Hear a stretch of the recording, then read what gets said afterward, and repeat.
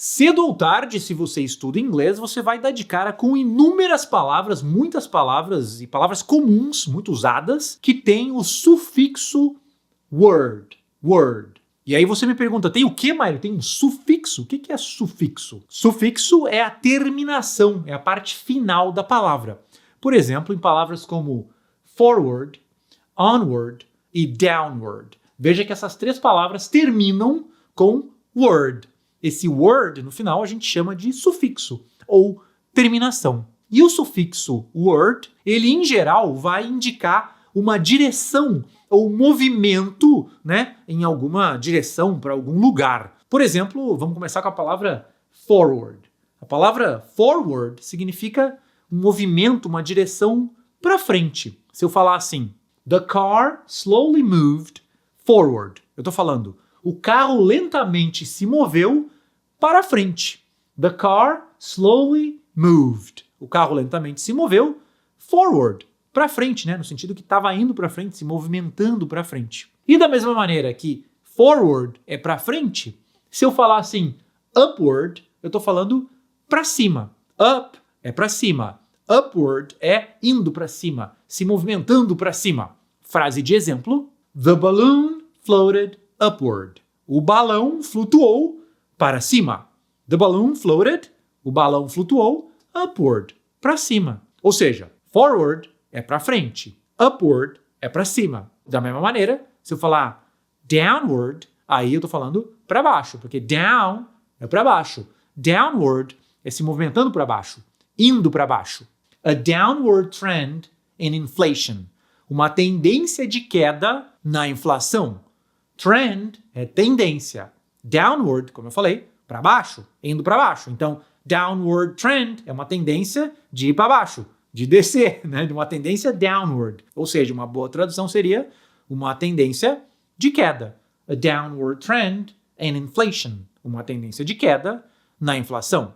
E assim como a gente tem forward para frente, upward para cima, downward para baixo, a gente também tem backward, que é para trás. The child took a step backward. A criança deu um passo para trás. The child, a criança, took a step, deu um passo backward, para trás. Veja que nessa frase eu poderia trocar o backward por forward, se eu quisesse, e falar The child took a step forward. A criança deu um passo para frente. Agora, para deixar a coisa mais legal ainda, existem outras variações, né? Não é só forward, upward, downward, backward. Existem também palavras como inward e outward. In é dentro, out é fora. Então, inward é para dentro, outward é para fora. The wind pushed the curtains inward. O vento empurrou as cortinas para dentro. The wind, o vento. Pushed the curtains, empurrou as cortinas inward, para dentro. He showed no outward signs of distress. Ele não mostrou sinais externos de angústia. Signs é sinais.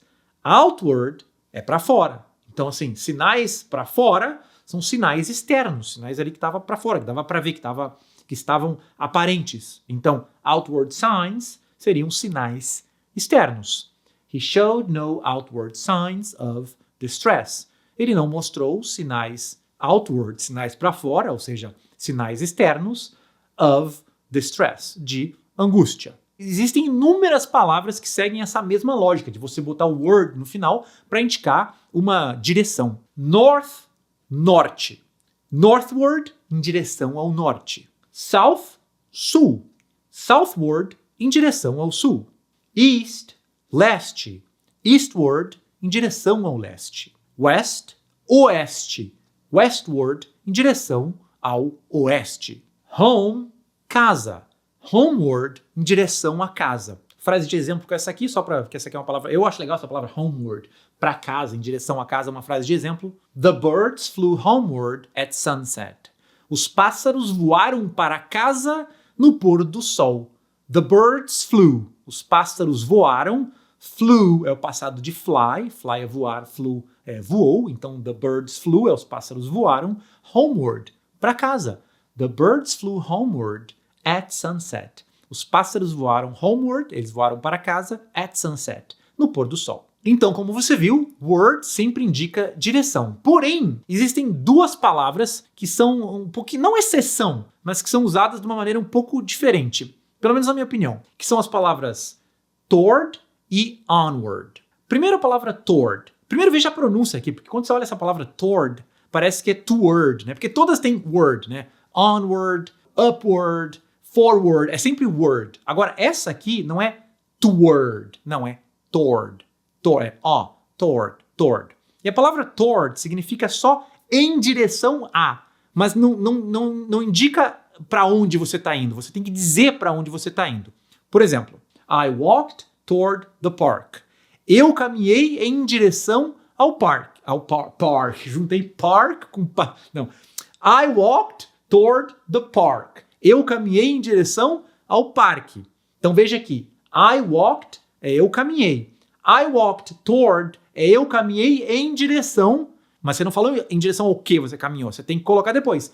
Toward the park, né? Em direção ao parque. I walked toward the park. Palavra muito usada essa aqui. Toward alguma coisa. Em direção a alguma coisa. The river flows toward the sea. O rio corre ou flui em direção ao mar. Então, toward é só em direção. Aí depois vem the sea, o mar. Então, toward the sea, em direção ao mar. The river flows toward the sea. O rio flui ou corre toward the sea, em direção ao mar. Então essa aqui, diferente das outras, né? Quando você fala downward, é para baixo, indo para baixo. Upward, é indo para cima. Backward, é indo para trás. Toward, é indo, é em direção a. Aí você tem que complementar com para onde você está indo. Toward the sea, em direção ao mar. Toward the park, em direção ao parque. E assim por diante. E tem também a palavra onward. Onward, que é adiante, em diante, no sentido de estar seguindo em frente. Por exemplo, se eu falar assim, they continued onward despite the rain. Eles continuaram adiante, no sentido de continuaram seguindo em frente, apesar da chuva. They continued, é difícil essa palavra é difícil de falar, né? Continued. They continued, eles continuaram onward, né? Continuaram adiante, continuaram indo em frente. They continued onward despite the rain. Eles continuaram adiante, apesar da chuva. Outro exemplo, para fixar bem aí no seu cérebro, from this point onward, the road is paved. Desse ponto em diante, a estrada é pavimentada. From this point, né? A partir desse ponto, ou desse ponto, onward. Ou seja, desse ponto onward, desse ponto em diante. Desse ponto adiante, desse ponto para frente, the road is paved. A estrada é pavimentada. Então, onward, adiante, em diante, daqui para frente, né? Indo para frente, seguindo em frente. Onward. E por fim, para terminar o vídeo de hoje, talvez, pode acontecer de você ver algumas dessas palavras, como backward ou downward, algumas delas, não todas, escritas com um S no final. Então, por exemplo, a palavra backward, escrita da seguinte maneira, backwards, com um S no final, ou downwards. Você vai ver essas palavras que eu expliquei nesse vídeo, não todas, mas algumas delas, com um S no final. Por que isso acontece? Porque esta é a ortografia, a maneira de escrever britânica. Então, na Inglaterra, algumas dessas palavras são escritas com um S no final. Então, novamente, nos Estados Unidos, o mais comum, por exemplo, para trás, é backward. Mas na Inglaterra, eles vão escrever backwards. A frase que eu falei, the child took a step backward, na Inglaterra eles vão falar, the child took a step backwards, com S no final. Diferença de significado? Nenhum. É exatamente o mesmo significado, a mesma coisa. Eu sei que backwards vai ter, downwards vai ter. Tem umas que é igual, tem umas que é diferente. Eu confesso que eu não sei qual é igual, qual é diferente, até porque eu me baseio mais no inglês dos Estados Unidos, onde não tem S no final de nada. Então, se você vê um S no final dessas palavras, saiba que você está vendo a ortografia, a maneira de escrever ali da Inglaterra, mas o sentido é exatamente o mesmo. E como sempre, se você curtiu o vídeo, não esqueça que se você quiser aprender mais inglês comigo, você pode estudar no meu curso de inglês, o curso de inglês Mário Vergara, gratuitamente. O curso de inglês Mário Vergara ele tem uma versão de testes, que você pode entrar, assistir aula, ver o material, ver o método, acessar a nossa plataforma online de estudos. Você pode se tornar aluno do curso de inglês Mário Vergara de graça, mas assim, é uma versão de teste, você pode ficar um mês inteiro estudando de graça. Diferente de outros cursos do mercado, que normalmente você tem que pagar o curso e depois você vê se é bom mesmo. Não, aqui não. Você vai lá, você entra, você testa de graça, fica um mês inteiro estudando de graça, e se você gostar, aí depois você pode comprar o curso completo. Eu vou deixar um link aqui na descrição desse vídeo para você fazer a versão de testes do curso de inglês. Mário Vergara, é só entrar rapidinho, você faz um cadastro ali, demora 1 minuto para fazer o cadastro, não precisa passar o cartão de crédito, é de graça mesmo, tá? Vai ter o link aqui na descrição desse vídeo para você fazer o cadastro. Se tiver no Instagram, tá no perfil. Se eu tiver em algum outro lugar aí, você tá vendo no TikTok, no Facebook,